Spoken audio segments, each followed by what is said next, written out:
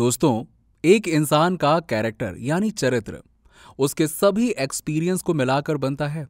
चाहे वो सुखी हो या दुखी, खुशी हो या दर्द, ये सभी उसके कैरेक्टर को शेप देते हैं। ये एक्सपीरियंस उसे अज्ञानता से ज्ञान की ओर ले जाते हैं। आपके एक्शंस के पीछे असली मकसद क्या है?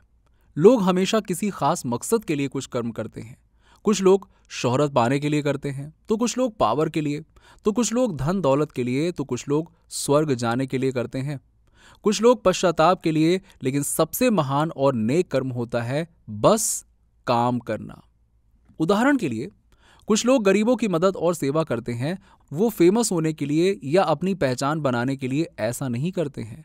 वो सिर्फ इसलिए करते हैं क्योंकि उन्हें भलाई का कर्म करने में विश्वास है। उन्हें काम करना अच्छा लगता है।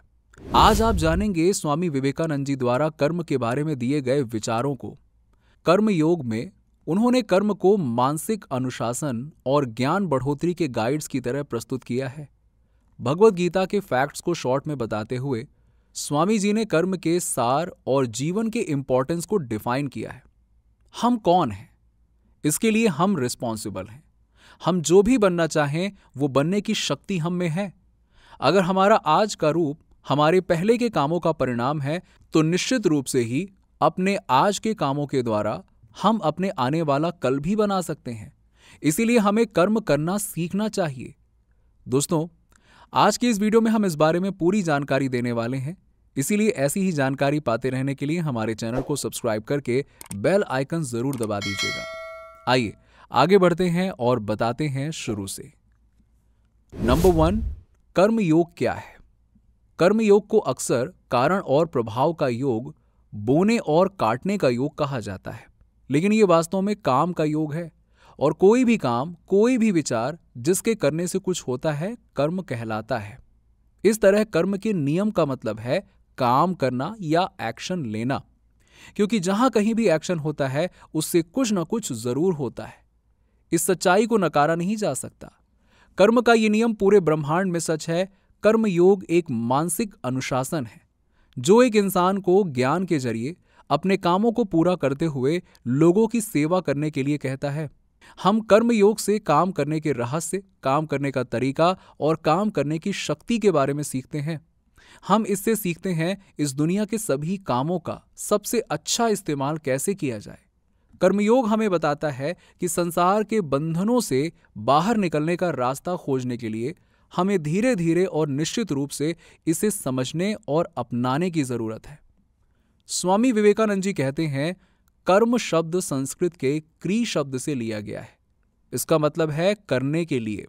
सभी क्रिया कर्म है। टेक्निकली इस शब्द का मतलब है कुछ काम करने से इससे काम का होना भी होता है। लेकिन कर्म योग में हमें कर्म शब्द से ही मन चाहे रिजल्ट्स लेने होते हैं। इसीलिए सभी क्रियाएं कर्म हैं। सबसे बेसिक कामों जैसे कि दांतों में ब्रश करने से लेकर ध्यान जैसे उच्चतम ऊंचाई वाले कामों तक, कर्मयोग का मतलब उन सभी ह्यूमन एक्टिविटीज से है जो फोकस, स्किल और चालाकी से की जाती हैं। जिंदगी में मुक्ति का रास्ता बिना कुछ मिलने के लालच के अपने कर्तव्य का पालन करना है। भगवत गीता में श्री कृष्ण अर्जुन और सभी मानव जाति को अपना काम सबसे ईमानदारी से और अपना बेस्ट देते हुए स्किल के साथ करने की सलाह देते हैं, बिना किसी लालच या पुरस्कार की उम्मीद किए। नंबर 2, कर्म चरित्र पर स्वामी जी के विचार। स्वामी जी कहते हैं कि यह मान लेना भूल है कि खुशी ही लक्ष्य है। दुनिया में हमारे जितने भी दुख हैं, उसका कारण यह है इंसान नासमझी से खुशी से ही सबसे अच्छी कंडीशंस बनाने की कोशिश करता है। लेकिन एक समय के बाद वो पाता है ये खुशी नहीं है, बल्कि ज्ञान है जिसकी तरफ वो जा रहा है, जिससे उसे सच में उसे खुशी मिलती है। ये सुख और दर्द दोनों महान शिक्षक हैं। वो बुराई से उतना ही सीखता है जितना सच्चाई से। जैसे जैसे सुख और दुख उसकी जिंदगी के सामने से गुजरते हैं, वो उस पर अलग अलग छाप छोड़ते हैं। इन सभी छापों का रिजल्ट वो होता है जिसे इंसान का चरित्र कहा जाता है। अगर आप किसी भी इंसान के चरित्र को देखते हैं तो वो वास्तव में अलग अलग चीजों का जोड़ होता है। उसके दिमाग से सोचने के तरीके का योग होता है। आप पाएंगे कि उसके चरित्र को बनाने में दुख और खुशी दोनों जरूर रोल प्ले करते हैं। स्वामी जी कहते हैं चरित्र को बनाने में अच्छाई और बुराई का बराबर का हिस्सा होता है। कुछ मामलों में तो खुशी सबसे बड़ा शिक्षक होता है। दुनिया में जिन लोगों ने महान चरित्र को बनाया है उनके बारे में जानते समय ज्यादातर मामलों में यह पाया जाएगा कि ये दुख था जिसने उन्हें खुशी से ज्यादा सिखाया, वो गरीबी थी जिसने उसे पैसे से ज्यादा सिखाया। अब यहां पर यह ज्ञान इंसान के अंदर ही है, कोई ज्ञान बाहर से नहीं आता है, ये सब अंदर है। और जो कुछ भी इंसान कोई इनोवेशन करता है वो पहले से ही मौजूद है। जैसे जब हम कहते हैं कि न्यूटन ने गुरुत्वाकर्षण यानी कि ग्रेविटेशन की खोज की थी, तो हमें यहां यह सोचने की जरूरत है कि क्या वो वहीं कोने में बैठकर उसका इंतजार कर रहे थे या ये उनके ही दिमाग में आया, फिर समय के साथ कर्म करके उन्होंने इसका पता लगा लिया। संसार को अब तक जो भी ज्ञान प्राप्त हुआ है वो सब मन से आता है।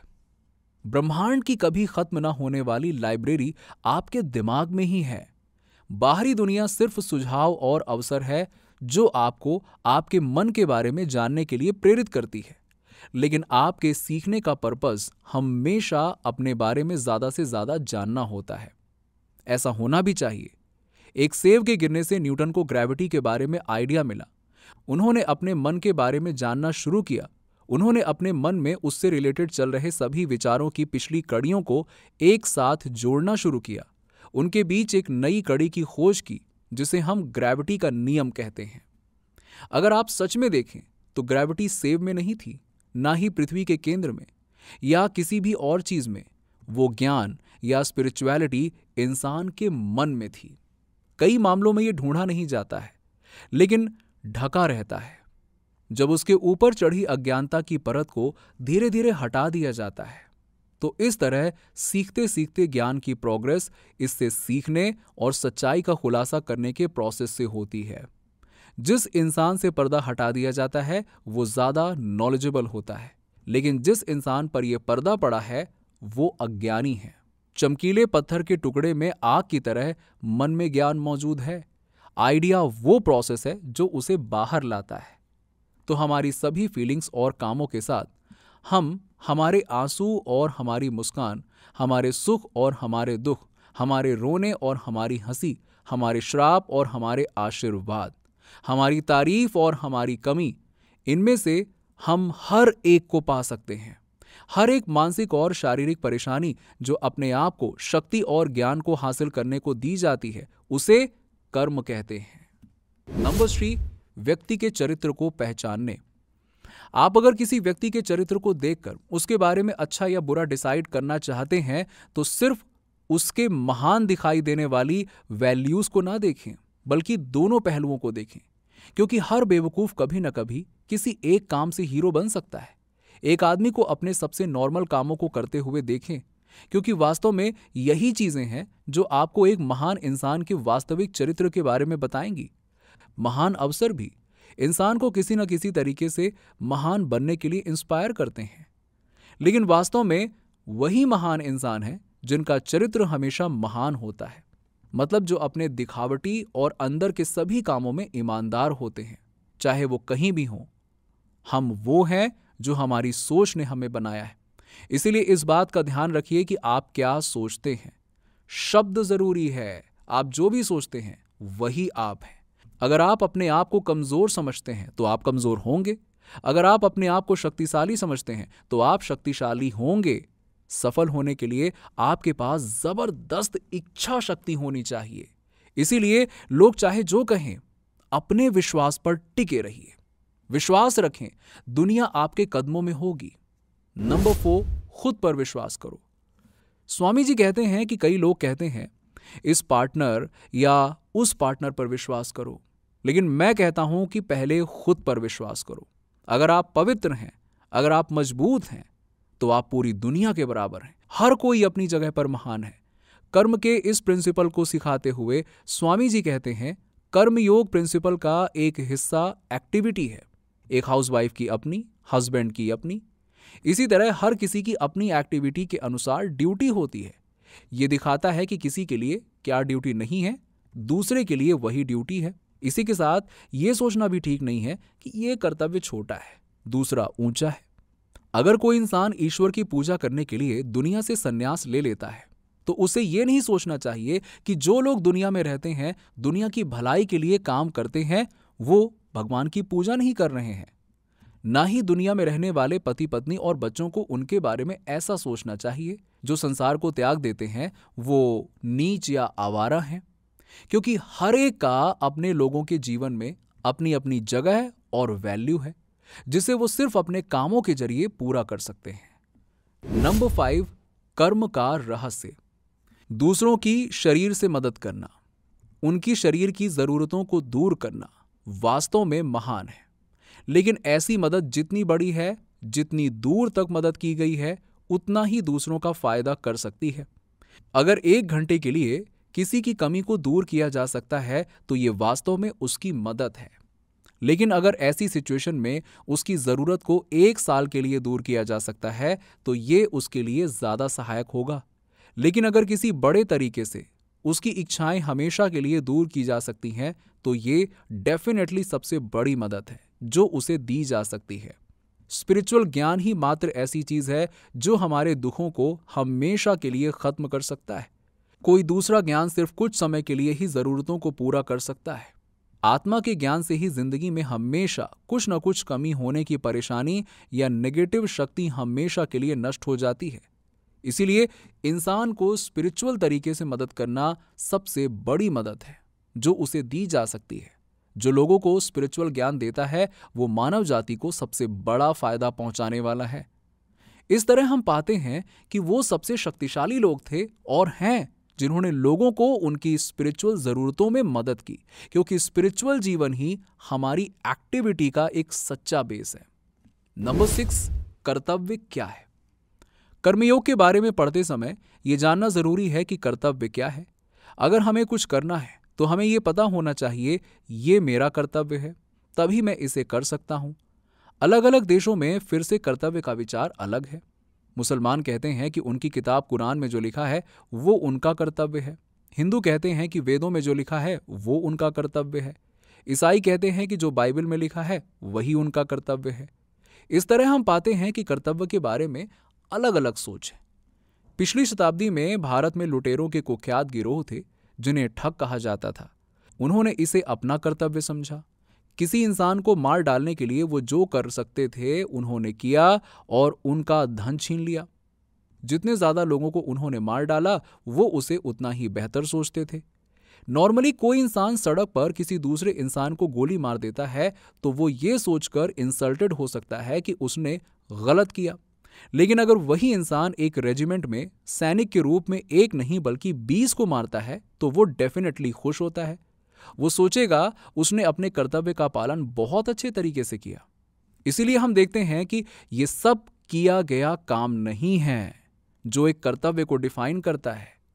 इस कर्तव्य की निश्चित परिभाषा देना पूरी तरह इम्पॉसिबल है। फिर भी व्यक्तिगत कर्तव्य ये है कि कोई भी काम जो हमें ईश्वर की ओर ले जाता है वो एक अच्छा काम है और यही हमारा कर्तव्य है। कोई भी काम जो हमें नीचे की ओर ले जाता है वो बुरा है और ये हमारा कर्तव्य नहीं है। किसी भी प्राणी को चोट ना पहुंचाना पुण्य है, किसी भी प्राणी को चोट पहुंचाना पाप है। नंबर 7, हम दुनिया की नहीं खुद की मदद करते हैं। दूसरों के लिए हमारे कर्तव्य का मतलब है दूसरों की मदद करना, दुनिया का भला करना। लेकिन हमें दुनिया का भला क्यों करना चाहिए? जाहिर तौर पर दुनिया की मदद करने के लिए, लेकिन वास्तव में खुद की मदद करने के लिए हमें हमेशा दुनिया की मदद करने की कोशिश करनी चाहिए। यही हमारा सबसे बड़ा मकसद होना चाहिए। लेकिन अगर हम अच्छी तरह से सोचें तो हम पाते हैं कि दुनिया को हमारी मदद की बिल्कुल भी जरूरत ही नहीं है। ये दुनिया इसलिए नहीं बनी है कि आप या मैं आकर इसकी मदद करें। हमें अच्छा करना चाहिए क्योंकि अच्छा करने की इच्छा हमारे पास सबसे बड़ी ड्राइविंग फोर्स है। अगर हम हर समय ये चाहते हैं कि दूसरों की मदद करना भगवान की तरफ से दिया गया हमें स्पेशल राइट है, इसीलिए किसी ऊंची जगह पर खड़े होकर 5 रुपए अपने हाथ में लेकर ये मत कहो ये लो गरीब आदमी, बल्कि आभारी रहिए कि वो गरीब आदमी है ताकि आप उसे गिफ्ट देकर अपनी मदद कर सकें। क्योंकि वो लेने वाला नहीं है जो धन्य है, बल्कि देने वाला है। इसीलिए आभारी रहिए। आपको दुनिया में लोगों की भलाई करने और दया की शक्ति को इस्तेमाल करने की ताकत और परमिशन दी गई है।